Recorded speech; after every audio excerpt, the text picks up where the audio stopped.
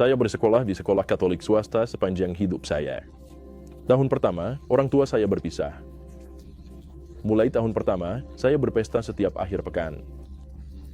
Saya keluar, minum alkohol, dan merokok ganja hampir setiap akhir pekan. Sementara semua ini terjadi, saya ikut kompetisi memancing lalat. Saya pergi ke Polandia dan Republik Ceko. Kami punya semacam kejuaraan dunia untuk itu. Itu luar biasa. Akhir tahun kedua saya pulang dari Republik Ceko. Orang tua saya mengajak saya duduk dan kemudian mereka bilang, "Hei, kita tidak akan mampu bayar strake, dan kita menarik kamu dari kompetisi memancing lalat." Itu pukulan besar buat saya, tahu kan maksud saya. Kapanpun, itulah yang kamu idolakan, seperti apa yang kamu sembah. Dipaksa pindah ke sekolah negeri, dan saya pikir, gak apa-apa, saya akan main sepak bola. Semuanya bakal baik-baik saja. Ini yang akan saya lakukan.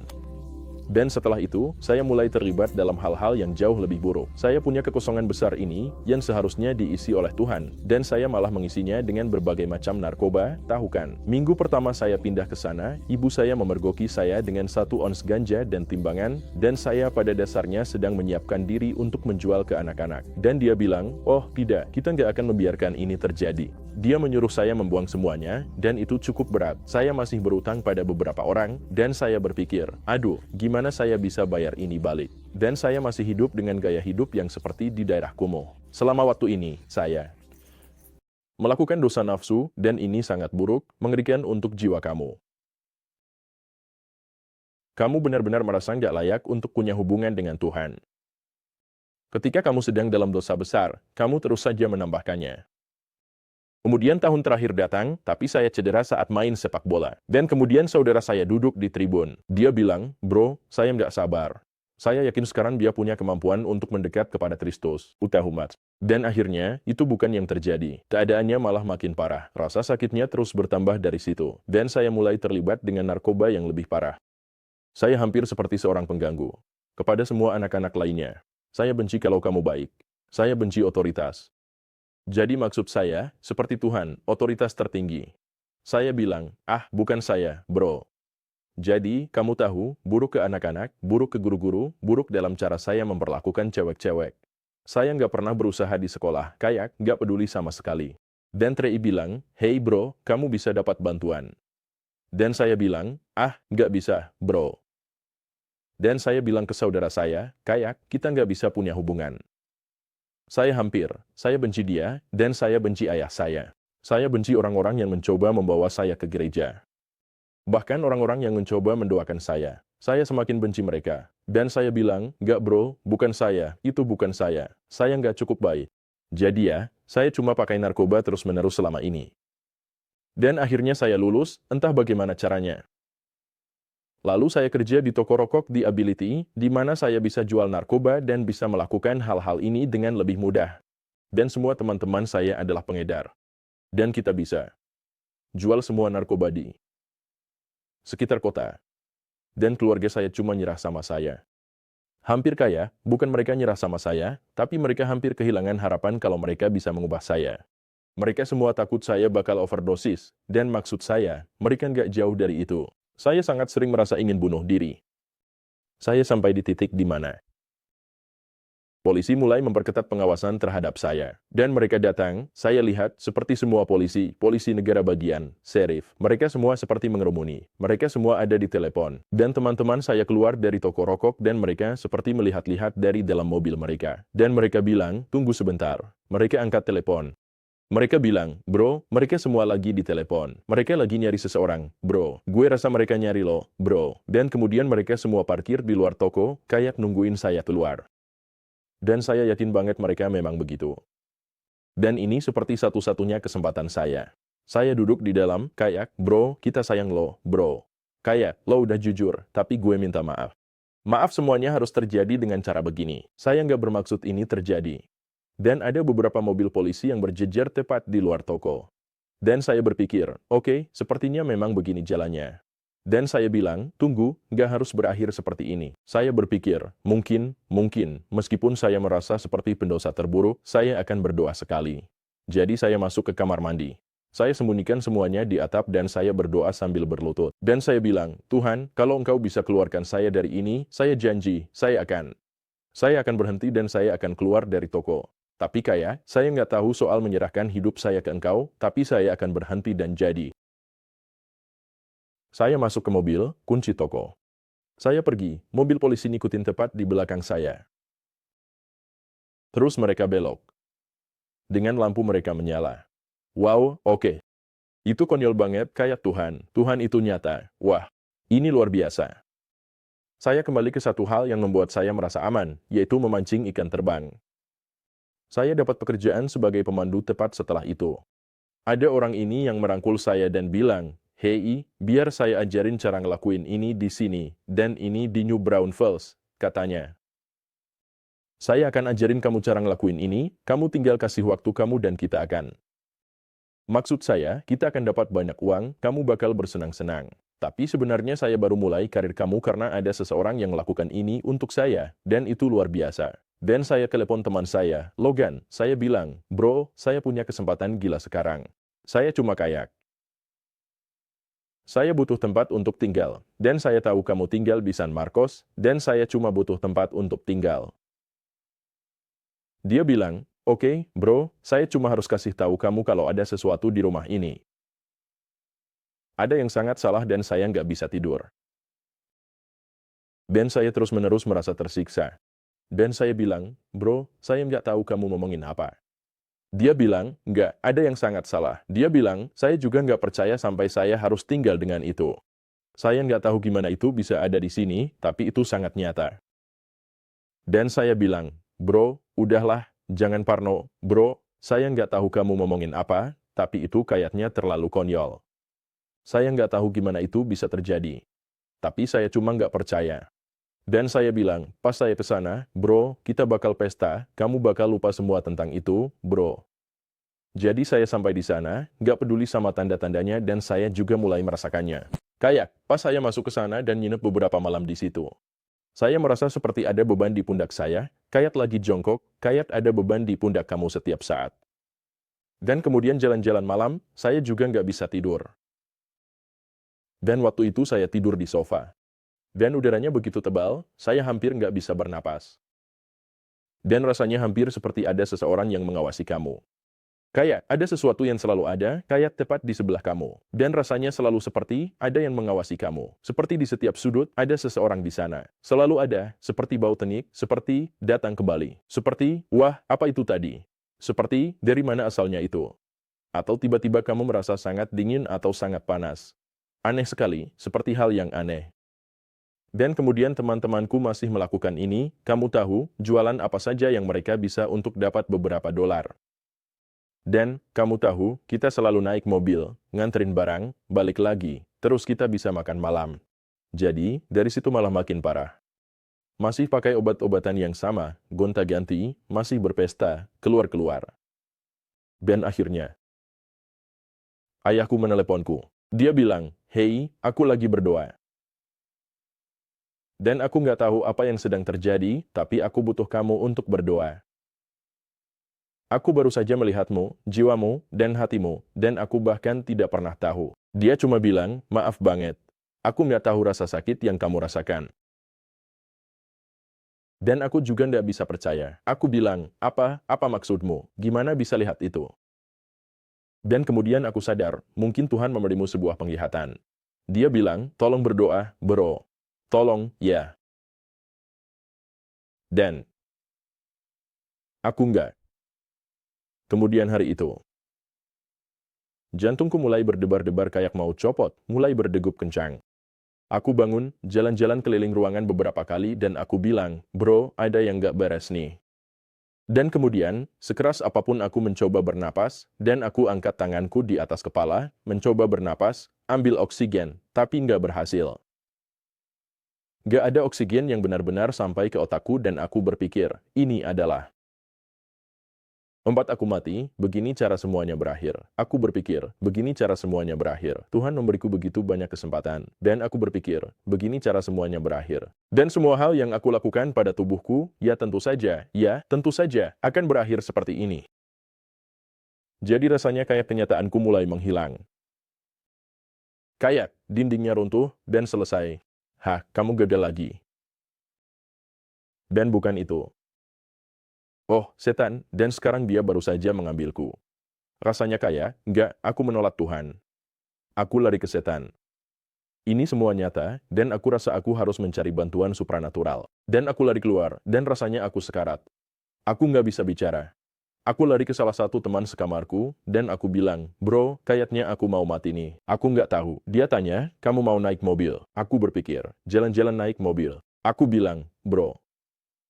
Lalu aku keluar dan berlutut, berdoa, seperti doa terakhir sebelum semuanya berakhir. Dan aku berpikir, aku mau mati nih. Ini dia. Habis. Gak ada lagi jalan kembali. Ini dia. Dan aku bilang, Tuhan, kalau Engkau selamatkan aku dari ini, aku janji akan meninggalkan semuanya. Dan aku akan mengabdikan hidupku untuk MU. Karena disinilah seharusnya aku mati, di sini, sekarang juga. Dan kemudian aku, Bro, bangun. Aku lari ke temanku yang lagi aku inapi saat itu. Aku ketuk pintunya dan aku bilang, kayak, aku nggak tahu apa yang terjadi sekarang, tapi, kayak, aku mau mati nih. Kayak, aku mau mati nih. Aku hampir nggak bisa ngomong. Dia bilang kita harus berdoa aku seperti. Oke, jadi kita pergi ke kamar mandi, banting pintunya. Ada sampah di mana-mana. Kita cuma berlutut dan kami bilang, Bapa kami yang di surga. Dan kami mengucapkan doa itu. Kita cuma berusaha mengingat kayak hal-hal dari masa kecil kita, atau kayak doa yang samar-samar kita ingat. Kayak membersihkan sarang laba-laba dan kemudian kami mengucapkan Salam Maria. Salam Maria. Kami berdua mengucapkannya bersamaan. Begitu kata-kata itu keluar, aku mulai berteriak kesakitan yang luar biasa, berteriak. Sekeras-kerasnya, menangis, menangis. Karena betapa mengerikannya aku menyadari betapa parahnya semua dosaku, kenyataan yang aku jalani. Dan aku merasakan anugerah ini, seperti Maria sungguh-sungguh. Cuma meletakkan tangannya di bahuku dan bisa mengusir roh jahat yang aku biarkan tinggal di dalam diriku. Dan aku menangis selama 1 jam penuh, benar-benar menangis sejadi-jadinya. Sampai nggak bernapas, aku cuma menangis. Dia menyelesaikan doanya, mengucapkan Salam Maria lagi, mengucapkan Salam Maria lagi, sambil menangis. Ini berlangsung selama sekitar 1 jam lagi, mungkin sekitar 2 jam, aku cuma menangis. Dan akhirnya, setelah semua itu, aku menyadari betapa Tuhan itu nyata. Aku menyadari semua hal dari masa kecilku itu nyata. Oh, ini bukan sekadar agama. Ini bukan. Ini sangat nyata. Ini lebih dari apapun yang bisa aku bayangkan. Dan aku nggak bisa percaya ini, jadi aku bangun.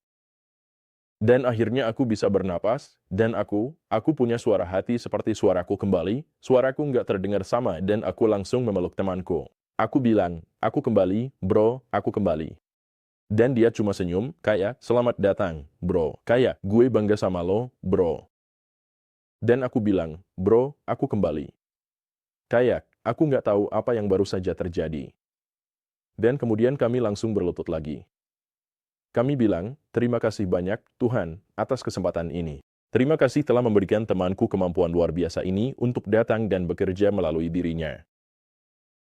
Dan aku menyadari apa yang baru saja terjadi, tapi aku masih mencoba memahaminya. Aku kayak, tunggu, jadi selama ini aku salah. Kayak, Maria itu sangat nyata. Seluruh hidup ini adalah anugerah. Aku kayak, berpegangan, berdoa, dan akhirnya aku tertidur. Keesokan paginya kami bangun, aku menangis, mataku bengkak, menelepon orang-orang. Aku sangat menyesal telah menjadi orang seperti ini.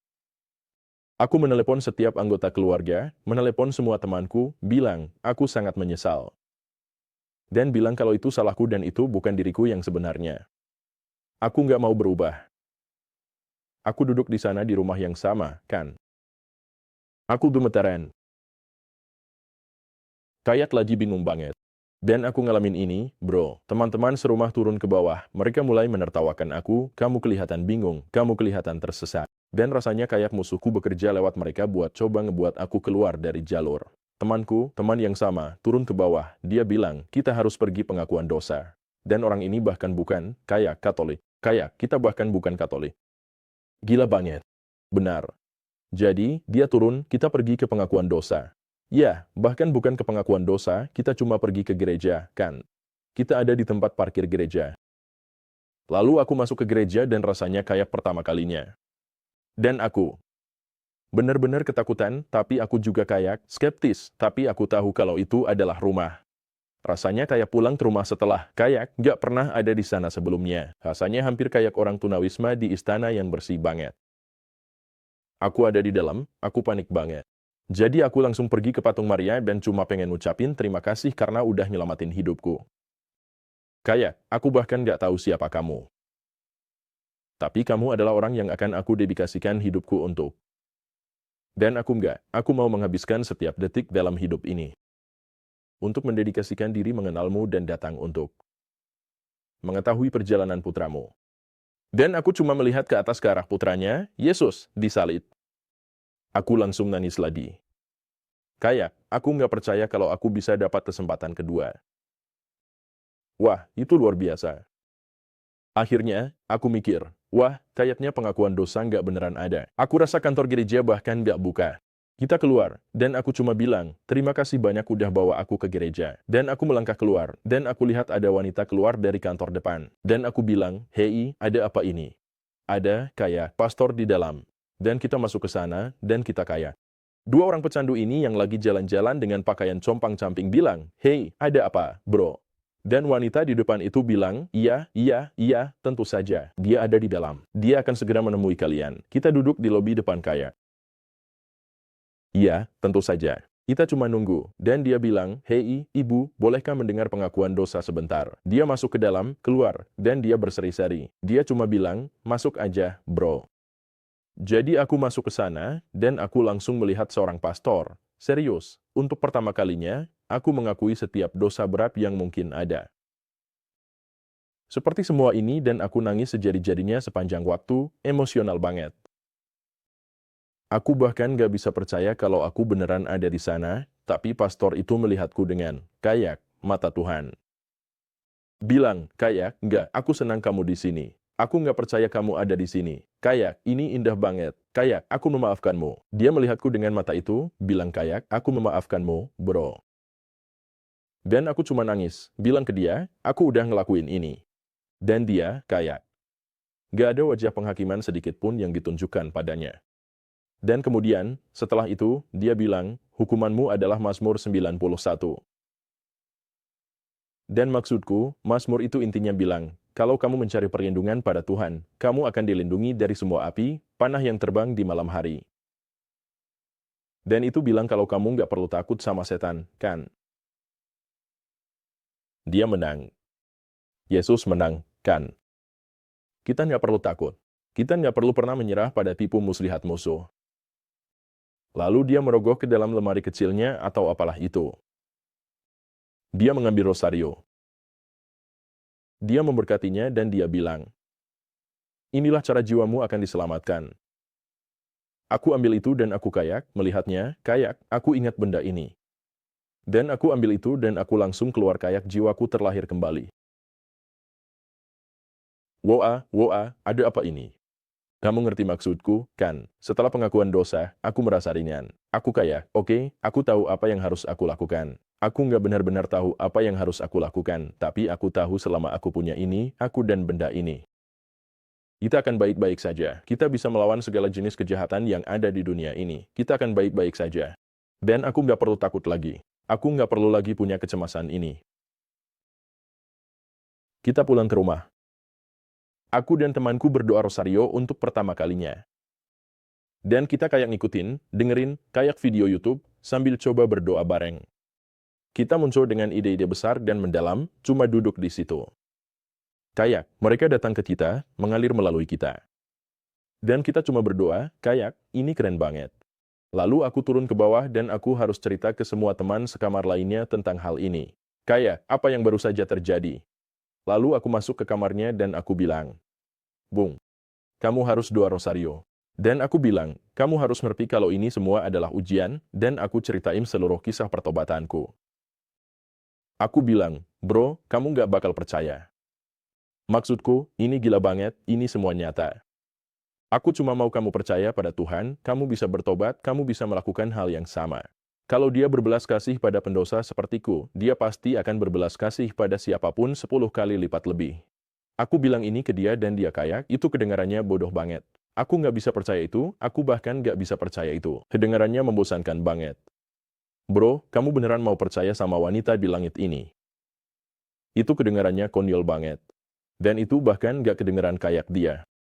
Dan aku bilang, aku baru saja melihat mata hitam jahat ini, hampir seperti datang ke dirinya. Kayak, itu bukan dia. Dan aku baru saja melihat bayangan hitam ini memancar dari dirinya. Dan itu langsung kena aku, kayak, banget. Rasanya panas, kayak, panas banget. Kayak, tiba-tiba aku merasa seperti di sauna. Dan aku mulai merasakan detak jantung yang sama, seperti berdebar keluar dari dadaku. Aku bilang, apakah Tuhan ada di hatimu, bro? Dan dia cuma ketawa. Dan aku cuma bilang, itu nggak kedengeran kayak kamu, bro. Aku tutup pintu dan langsung lari naik ke atas, kasih tahu adikku. Dan dia bilang, bro, kalau itu benar, kita pergi besok. Malam itu, aku takut banget. Aku cuma pegang rosarioku. Dan aku tahu kalau setan sangat marah padaku karena aku punya kemampuan untuk kembali kepada Tuhan. Dia marah banget. Dan kemudian dia seperti ada tepat di atas aku sepanjang malam itu, kayak gitu. Dan aku cuma pegang itu, kayak aku nggak bisa berdoa. Aku cuma pegang itu. Aku cuma bilang, Maria, tolong tetap di sini sama aku, jangan tinggalkan aku dan tetaplah di sini. Dan rasanya dia ada di situ, tepat di depanku, dia cuma nunggu aku buat salah langkah. Dan kemudian aku nggak bisa tidur semalaman. Aku bangun keesokan paginya dan aku bawa orang-orang ini untuk perjalanan memancing yang dipandu. Dan ternyata mereka adalah pasangan Katolik yang taat. Dan mereka bilang padaku untuk terus lanjut, kayak, teruslah berdoa rosario, terus lakukan ini. Dan aku baru mulai devosi, baru mulai berdoa rosario dalam perjalanan menuju perjalanan memancing itu. Rasanya kayak, wah, ini luar biasa. Dan aku merasakan anugerah ini, cinta yang belum pernah aku rasakan sebelumnya sepanjang hidupku. Dan aku merasa terinspirasi. Siap untuk melangkah. Aku siap untuk terus maju. Aku nggak takut sama sekali. Aku merasa, aku dan Maria, kita bisa, nggak ada yang bisa menghalangi kita. Untuk sisa hidupku, aku bisa hidup bahagia. Dan mereka bilang padaku, teruslah, kamu pasti bisa. Kami mengalami hari memancing terbaik yang pernah ada. Oh, kami menangkap banyak ikan. Kami bersenang-senang banget, kami selesai. Aku cerita ke bosku tentang itu. Dia bilang, ini, aku sudah pesankan hotel buat kamu. Lalu malam itu, aku cerita ke salah satu teman sekamar, yang sama dengan orang yang aku lihat hal itu di dalam dirinya. Lalu dia menepuk bahuku dan bilang, jaga dirimu baik-baik. Saat aku mengemudi kembali ke hotel itu, rasanya seperti ada yang menusukku di samping dan aku berpikir, aduh, bro, ada apa ini? Aku nggak tahu apa yang sedang terjadi. Jadi aku telepon kakakku, aku ceritakan semuanya dan dia bilang, semua doaku telah terjawab.